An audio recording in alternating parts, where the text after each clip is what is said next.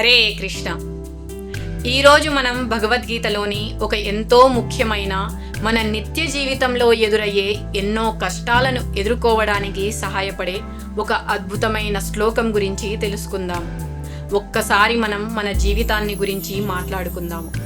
మనసు ఒత్తిడిగా ఉంటుంది, ఉద్యోగంలో గందరగోళం, కుటుంబంలో ఇబ్బందుల మధ్య మనసు బాగుండదు.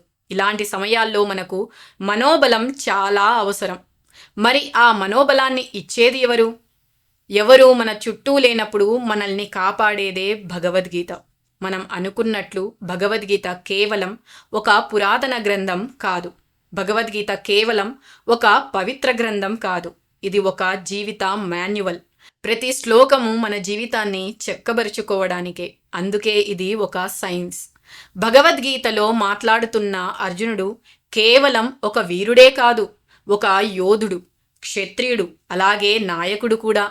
అయినా కూడా ఒక అతి ముఖ్యమైన సమయంలో మనసు ఇబ్బందికి లోనై తన పని కూడా తాను చేయలేక ఆయుధాలను పక్కన పడేసి చతికిల పడిపోయాడు.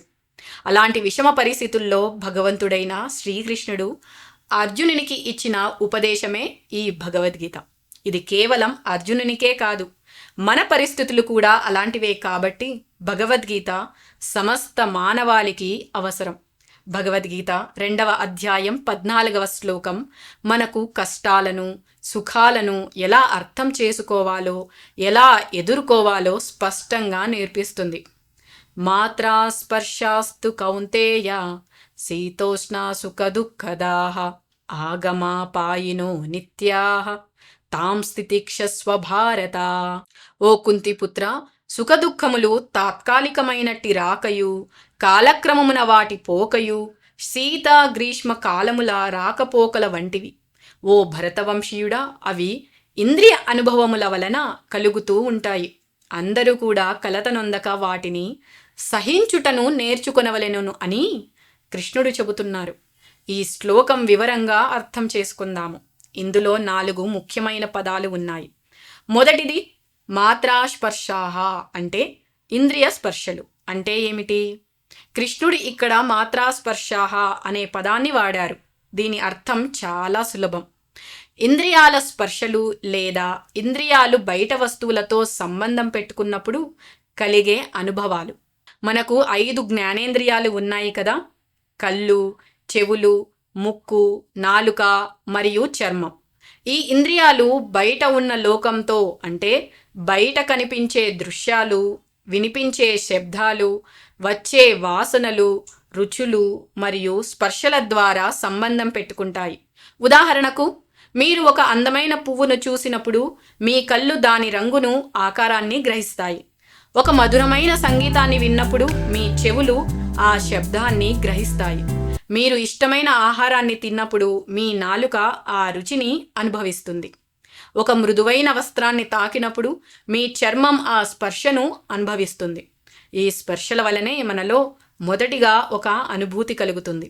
ఇక్కడి నుంచే సుఖ దుఃఖాల కథ మొదలవుతుంది. శ్లోకంలో 2వ ముఖ్య పదం శీతోష్ణ సుఖ దుఃఖదాః. సుఖ దుఃఖాలు ఎలా కలుగుతాయి? ఇంద్రియాల స్పర్శల తర్వాత ఏం జరుగుతుంది అని కృష్ణుడు వివరిస్తున్నారు. ఆ ఇంద్రియ స్పర్శల వలనే మనకు చలి, వేడి, సుఖం, దుఃఖం, అంటే బాధ లాంటివి భావాలు కలుగుతూ ఉంటాయి. ఉదాహరణకి చూడండి, చల్లటి వాతావరణం, ఏసీ రూమ్లో కొంతమందికి హాయిగా సుఖంగా అనిపిస్తుంది. కానీ అదే చలి కొంతమందికి వణుకు పుట్టించి దుఃఖాన్ని కలిగిస్తుంది. వేసవిలో ఎండ ఒకరికి అసౌకర్యాన్ని, దుఃఖాన్ని కలిగిస్తే ఇంకొకరికి ఎండలో ఆరుబయట ఆరబెట్టిన ధాన్యం చూసి సంతోషం కలుగుతుంది. మీరు ఒక పరీక్షలో పాస్ అయితే సుఖం, ఫెయిల్ అయితే దుఃఖం. మీకు ఎవరైనా పొగిడితే సంతోషం, విమర్శిస్తే బాధ. మీకు ఉద్యోగంలో ప్రమోషన్ వస్తే సంతోషం, రాకపోతే బాధ. ఇక్కడ గమనించాల్సిన విషయం ఏమిటంటే, ఒకే పరిస్థితి లేదా వస్తువు ఒకరికి సుఖాన్ని, మరొకరికి దుఃఖాన్ని కలిగించవచ్చు. లేదా ఒకే వ్యక్తికి ఒకే సమయంలో సుఖాన్ని, మరో సమయంలో అదే వస్తువు దుఃఖాన్ని కలిగించవచ్చు. ఎందుకంటే ఈ అనుభవాలు బయటి వస్తువుల స్వభావంపైనే కాకుండా వాటిని మనం ఎలా చూస్తున్నాం అనే దానిపై ఆధారపడి ఉంటుంది. ఇక 3వ పదం ఆగమాపాయినో నిత్యాహ. కృష్ణుడు చెబుతున్న మరో కీలకమైన విషయం ఇది. ఈ సుఖదుఖాలు, చలి వేడి వంటి అనుభవాలు ఎప్పటికీ ఒకేలా ఉండవు. అవి వస్తాయి, కొంతకాలం ఉంటాయి, ఆపై వెళ్ళిపోతాయి. అవి శాశ్వతమైనవి కావు, అనిత్యమైనవి, అంటే తాత్కాలికమైనవి. ప్రకృతిని గమనించండి. మనం ప్రకృతిలో చూస్తే వేసవికాలం ఉంటుంది, ఆ తర్వాత వర్షాకాలం, ఆ తర్వాత శీతాకాలం వస్తుంది. ఏ కాలం శాశ్వతం కాదు.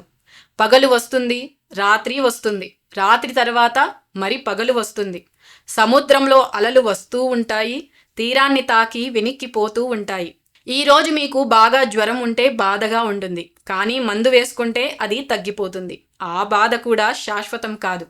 ఈరోజు మీకు పెద్ద లాటరీ తగిలి సంతోషంగా ఉన్నారు అనుకోండి, ఆ సంతోషం కూడా ఎప్పటికీ ఒకేలా ఉండదు. కొన్నాళ్లకు అది సర్వసాధారణం అయిపోతుంది, లేదా కొత్త సమస్యలు రావచ్చు. సంబంధాలు మారుతూ ఉంటాయి. కొంతమంది దగ్గర అవుతారు, కొంతమంది దూరం అవుతారు. మన శరీర ఆరోగ్యం కూడా ఎప్పటికీ ఒకేలా ఉండదు. ఈ అనిత్యమైన స్వభావాన్ని అర్థం చేసుకోవడం చాలా ముఖ్యం. ఎందుకంటే మనం ఏదైనా శాశ్వతమని భావించి దానికి అతుక్కుపోతే అది మారిపోయినప్పుడు లేదా మన నుండి దూరమైనప్పుడు తీవ్రంగా బాధపడతాము. ఇక 4వ పదం తాం స్థితిక్షస్వ. ఇక్కడే శ్రీకృష్ణుడు అర్జునునికి మరియు మనందరికీ కీలకమైన చాలా ముఖ్యమైన పరిష్కారాన్ని చెబుతున్నారు.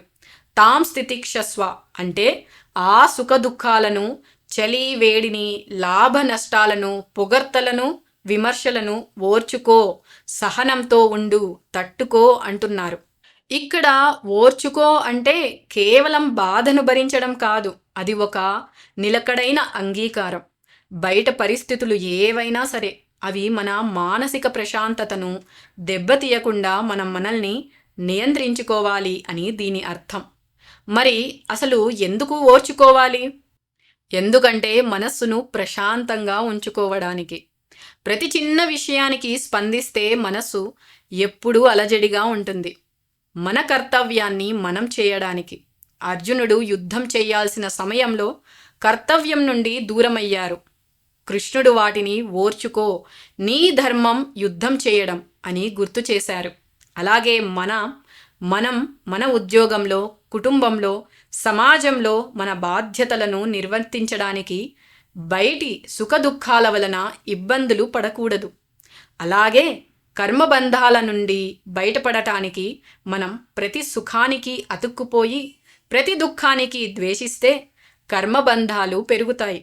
వాటిని ఓర్చుకోవడం ద్వారా మనం ఈ కర్మబంధాల నుండి విముక్తి పొందవచ్చు. ఇలా అలవాటు పడడం ద్వారా మనకు మైండ్ఫుల్నెస్ అవుతుంది. మనలో కలిగే భావాలను గమనించడం, అవి వస్తూ పోతూ ఉంటాయని అర్థం చేసుకోవడం, ఎలా రియాక్ట్ అవ్వాలో తెలుస్తుంది.